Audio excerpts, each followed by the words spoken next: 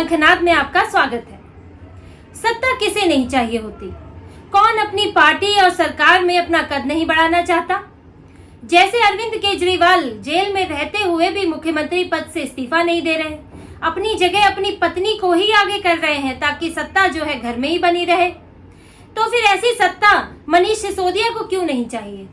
आखिर मनीष सिसोदिया क्यों नहीं चाहेंगे कि सत्ता पर उनका कब्जा हो, पार्टी में उनका कद बढ़े, सरकार में उनका कद बढ़े, जबकि अरविंद केजरीवाल मनीष सिसोदिया के बाहर आने पर भी उन्हें उप मुख्यमंत्री नहीं बना रहे हैं, उनसे ताकत, उनसे अधिकार अभी भी छीने हुए हैं।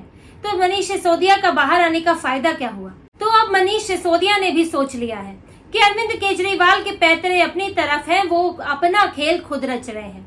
मनीष सिसोदिया अब अपनी जगह बनाने में लगे हैं और इसीलिए उन्होंने मीडिया में अरविंद केजरीवाल को महाठग तक कह डाला है। मनीष सिसोदिया ने बड़ी चालाकी से सारा इल्जाम अरविंद केजरीवाल पर डाल दिया, उन्हें महाठग बता दिया, उनकी तुलना ऐसे व्यक्ति से कर दी जो खुद ठग कहलाता है और तुलना करते हुए बातों ही बातों में अरविंद केजरीवाल को महाठग बना दिया।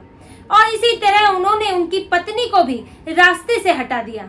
आप देखिए, अरविंद केजरीवाल दो चीजें कर रहे हैं सत्ता बनाने के लिए। एक तो वो खुद पद नहीं छोड़ रहे हैं और दूसरी बात अपनी पत्नी को जिम्मेदारी दे रहे हैं। अगर ये दोनों ही चीजें ना रहें तो सत्ता किसके पास आएगी? मनीष सिसोदिया के पास। और मनीष सिसोदिया इस समय बहुत शातिर तरीके से ये सारी चालें बुन रहे हैं।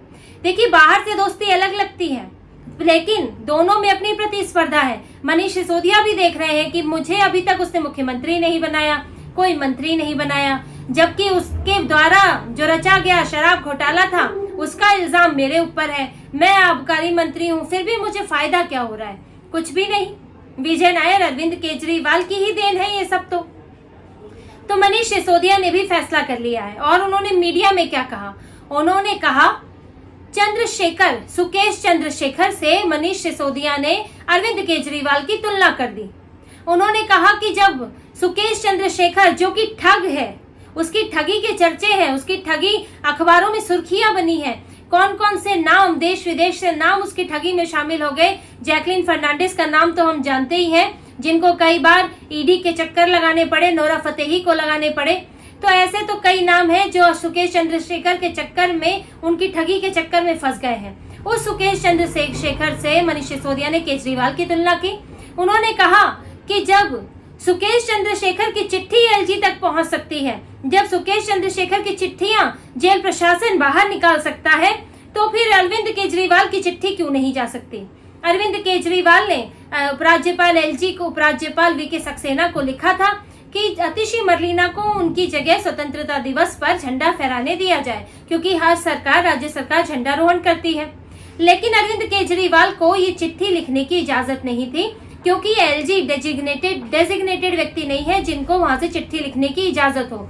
दूसरी बात, अरविंद केजरीवाल इस तरह से तिहाड़ से आदेश नहीं दे सकते। जो प्रिजनर्स एक्ट 2018 है वो ये कहता है कि इस तरह का आदेश मुख्यमंत्री अंदर से एलजी को लिखकर नहीं दे सकता और इसलिए उनकी चिट्ठी तिहाड़ प्रशासन के पास ही रही और अरविंद केजरीवाल ये जानते थे, इसलिए उन्होंने चिट्ठी को मीडिया में लीक करवा दिया। तो एलजी ने ये जिम्मेदारी आम आदमी पार्टी के ही गृह मंत्री कैलाश गहलोत को दे दी।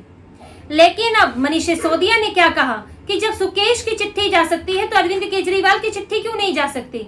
अरे भाई, आप एक ठग से तुलना कर रहे हैं और यानी कि आप उससे और बड़ा उस व्यक्ति को बता रहे हैं कि अरविंद केजरीवाल तो और बड़े व्यक्ति हैं, यानी वो महाठग है। आप इशारा समझिए मनीष सिसोदिया का, क्योंकि ये सबको पता है सुकेश चंद्रशेखर कोई आदेश नहीं दे रहा था, वो चिट्ठियों में शिकायतें लिखता था। वो चिट्ठियों में ये बताता था, जिस तरह से उसने आम आदमी पार्टी पर भी, अरविंद केजरीवाल पर भी आरोप लगाए हैं कि मुझसे पैसे देकर विदेशों में दिल्ली के स्कूलों की तारीफें करवाई गई और मुझे इस बात की जानकारी है कि किस तरह से 100 करोड़ की इसमें रिश्वत ली गई है, मेरे पास चैट है। सुकेश चंद्रशेखर ने इस तरह के दावे करते हुए चिट्ठियां लिखी हैं। तो शिकायतें करना, जानकारी देना, तो इस पर कोई रोक नहीं है। आज अरविंद केजरीवाल भी जेल से कोई जानकारी देना चाहे कि शराब घोटाले पर मेरे पास ही जानकारी है, या फला डिपार्टमेंट में हो रहे इस घोटाले पर मेरे पास ये जानकारी है, तो वो चिट्ठी जाएगी। लेकिन आदेश आप जेल में बैठकर नहीं दे सकते, क्योंकि आदेश आपको, ऐसे तो कोई भी सरकार चला लेगा। कोई सरगना है, कोई गैंगस्टर है, मान लीजिए वो अपने उस गैंग का सरगना है, वो जेल में बैठा है, वो अपने गुर्गों को चिट्ठियां लिख लिख कर वहां से गैंग चला लेगा? तो इतना आसान नहीं है। तिहाड़ जेल प्रशासन के नियम है और अरविंद केजरीवाल ने उन नियम को तोड़ा। तो ये तो तय है कि उनकी चिट्ठी नहीं पहुंचनी थी और ये बात मनीष सिसोदिया भी जानते हैं कि सुकेश की चिट्ठियां क्या थी और अरविंद केजरीवाल की चिट्ठी क्या है। लेकिन फिर भी उन्होंने इन दोनों की तुलना की और ये बता दिया कि असली महाठग तो वो है अरविंद केजरीवाल, मैं तो मात्र प्यादा हूँ। मैंने तो शराब नीति उनके कहने पर बनाई, मैंने तो एक तरह से बस साइन नहीं किए। जो विजय नायर इसका ड्राफ्ट बन रहा था, जो हाँ अभिषेक बोइनपल्ली से मिल रहा था, के कविता से मिल रहा था और शराब कारोबारियों के साथ मिलकर इसका ड्राफ्ट बना रहा था, समीर महिंद्रू से बात कर रहा था, वो तो अरविंद केजरीवाल का करीबी था। मुझे तो बस ये बताया गया कि ऐसी शराब नीति हम बना रहे हैं, तुम आबकारी मंत्री हो, तुम साइन कर लेना। और अरविंद केजरीवाल को लेकर उन्होंने यही कहने की कोशिश की है कि असली महाठग वो है, मेरे ऊपर शक मत कीजिए। ये बहुत बड़ी बात है, आप किससे तुलना करते हैं किसी व्यक्ति की, ये बहुत मायने रखता है। और मनीष सिसोदिया ने एक दूसरा कदम क्या उठाया, उन्होंने जो सुनीता केजरीवाल है, अरविंद केजरीवाल की पत्नी, उनकी भूमिका ही पार्टी में खत्म कर दी। आप देखिए, अरविंद केजरीवाल सुनीता केजरीवाल को लेकर लंबे प्लान बना रहे हैं। उनकी ये योजना है, क्योंकि अभी जो शराब घोटाला है, भले ही उसमें जमानत मिल भी जाए, हालांकि अभी तो जमानत पर ही कई तरह की इस पर आशंकाएं चल रही हैं कि अभी मिलेगी कि नहीं मिलेगी, लेकिन अगर जमानत मिल भी जाए तो भी अभी ट्रायल चलेगा।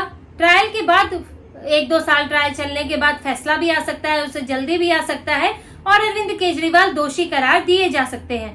तो उन्हें फिर जेल में जाना पड़ेगा और अपनी सीट को, अपने मुख्यमंत्री पद को छोड़ना ही पड़ेगा अगर वो अगली बार मुख्यमंत्री चुने गए तो।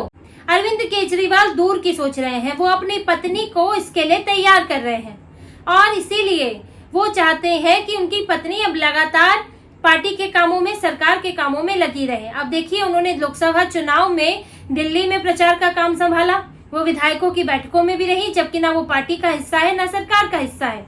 अब वो हरियाणा में भी प्रचार संभाल रही है, लगातार सुनीता केजरीवाल की रैली और बैठकें वहां पर हो रही है, जबकि सुनीता केजरीवाल ना उधर पार्टी का हिस्सा है, पार्टी संयोजक तो अरविंद केजरीवाल ही है। तो सुनीता केजरीवाल किस हक से है? आखिर अरविंद केजरीवाल चाहते क्या है? अरविंद केजरीवाल सुनीता केजरीवाल को भावी सीएम के तौर पर तैयार करना चाहते हैं। लेकिन मनीष सिसोदिया ने क्या किया? मनीष सिसोदिया ने एक इंटरव्यू में ये कह दिया कि सुनीता केजरीवाल की अब कोई भूमिका नहीं होगी, जब केजरीवाल बाहर आ जाएंगे बस तब तक ही उनकी भूमिका है। उन्होंने बड़े ही लच्छेदार शब्दों में कहा, सुनीता जी बहुत अच्छा भाषण देती हैं, मैंने उनका भाषण सुना। उन्होंने अरविंद केजरीवाल जी के जज्बे को लोगों तक पहुंचाया। जब हम लोग जेल में थे तो सुनीता केजरीवाल ने संभाला, लेकिन जब पत्रकार ने पूछा कि आप सुनीता केजरीवाल की आगे क्या भूमिका देखते हैं, तो मनीष सिसोदिया ने बड़ी ही चालाकी से कह दिया, मुझे लगता है कि जब अरविंद केजरीवाल वापस आ जाएंगे तब उनकी भूमिका खत्म हो सकती है। उनकी भूमिका तब तक के लिए है और उसके बाद खत्म हो जाएगी। मनीष सिसोदिया ने ये कहा। उन्होंने कहा कि सुनीता केजरीवाल की भूमिका मुझे नहीं लगता कि इसके आगे होगी। उन्होंने सुनीता केजरीवाल की भविष्य की भूमिका को, भविष्य में उनकी पार्टी में जगह, उनकी सरकार में जगह को खत्म कर दिया। उन्होंने कहीं ना कहीं अरविंद केजरीवाल को भी ये इशारा दे दिया कि अब मैं वापस आ गया हूँ, सुनीता केजरीवाल को आप जरा साइड कर दें, अब हमारी भी जगह है, पार्टी के दूसरे लोगों की भी जगह है, आप इसे परिवार की पार्टी अपनी बपौती नहीं बना सकते। तो एक तरह से उन्होंने सुनीता केजरीवाल को साइड करने की कोशिश की। इसलिए देखिए, राजनीति में एक बात कही जाती है, कोई भी बयान, कोई भी कदम, कोई भी मुलाकात ऐसे ही नहीं होती। अगर चुपचाप हो जाए तो एक अलग बात है, लेकिन अगर उसे सामने लाया जा रहा है तो सामने लाने के भी मायने होते हैं। तो अगर मनीष सिसोदिया ने भरे मीडिया में कुछ बयान दिए हैं, भरे मीडिया में इंटरव्यू देते हुए, पीटीआई को इंटरव्यू देते हुए सुनीता केजरीवाल के बारे में कुछ बात कही है, तो उसके बड़े मायने हैं। और अरविंद केजरीवाल भी जेल से ही समझ रहे हैं, इसीलिए वो मनीष सिसोदिया को कोई पद नहीं दे रहे और खुद जल्द से जल्द वापस आना चाहते हैं। वो कहने वाली बात है कि उनके सबसे ज्यादा भरोसेमंद मनीष सिसोदिया है, लेकिन सत्ता तो सबको चाहिए और सत्ता के लिए जब अरविंद केजरीवाल इतने प्रपंच रच सकते हैं तो मनीष सिसोदिया क्यों नहीं? आखिर वो क्यों नहीं सर्वे सर्वा बनना चाहेंगे?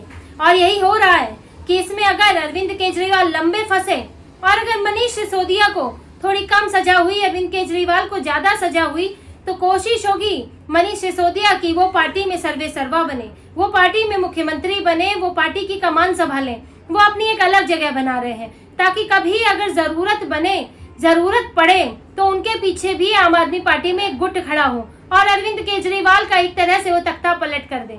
ये सब अंदर खाने चीजें चलती रहती हैं। वैसे भी आम आदमी पार्टी बटी हुई है। एक खेमा है जो अरविंद केजरीवाल के चमचों से, गुर्गों से परेशान है। ये राजनीतिक गुर्गे उनके। ज्योतिषी मरलीना को इतनी महत्व मिलता है, जो सौरभ भारद्वाज भी चमके रहते हैं और कैलाश गहलोत जैसे साइड में रहते हैं, और जब उनको एलजी न्योता दे देते हैं झंडारोहण का तो पूरी पार्टी में खलबली मच जाती है। तो ये सब आम आदमी पार्टी में अंदर ही अंदर कई गुटबाजी चल रही है और मनीष सिसोदिया उस दूसरे गुट के अब सरगना होने वाले हैं, उस दूसरे गुट का नेतृत्व करने वाले हैं। जल्द ही उनके दिमाग में खेल चल रहा है और अब उसको अगर अरविंद केजरीवाल जल्द ही बाहर नहीं आए तो मनीष सिसोदिया आम आदमी पार्टी में तख्ता पलट कर देंगे।